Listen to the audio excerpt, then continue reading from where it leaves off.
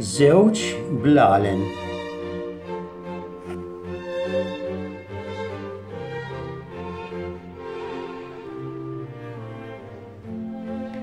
Żewġ blalen tal-futbol.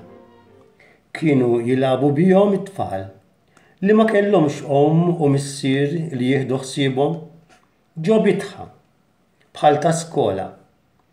Darba wieħed mill-blalen iddejjaq kemm sendum hekk dejjem naqla daqqiet. Meta kienu fil-kabord, wieħed mill-blalen qal lil sieħbu il-ballun ieħor xbajt naqla daqqiet bis-sieq. Jixxuttjawni lem u lawn, nitħammeġ, iħabtuni mal-ħajt ta' wara l-lasti. Taf x'nagħmel.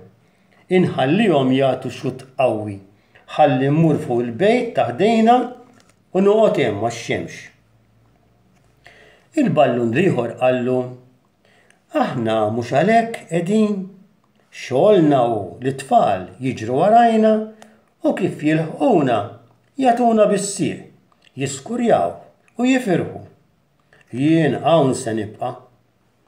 L-ieħor għaddit ta' rasu, xutt ta' tifel goff qabżu l-fens u tefgħu fuq il-bejt. Il-ballun dawwar idejh taħt rasu bħal imħadda u qagħad jiggosta x-xemx b'wiċċu l fuq. Għall-ewwel kien komdu, ftit ġranet wara bdiet tqattar ix-xita, imbagħad ġiet ix-xemx, ma baqax ileq għax ħadd ma natfu u bil-mod il-ballun beda jinżel, beda jsir ikraħ, beda jimrat, niżel kollu u miet. U l-ieħor fejn kien? F'nofs it-tfal tal-bitħa jilagħbu ferħanin u meta spiċċat il-logħba tifel minnhom ġabru u għafsu miegħu. Imbagħad mar fil-kamra u qabel poġġieh fil-kabord taħ bewsa sabiħa. It-tagħliema tal-istorja. Hawn tfal li jagħmlu bħal ballun li ħaseb fih innifsu biss, tfal li ma jferħu lil ħadd.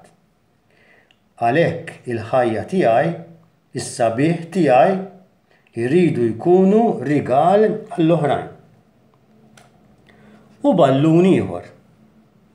Kien hemm xi tfal jilagħbu fi ground żgħir imdawwar bil-fens.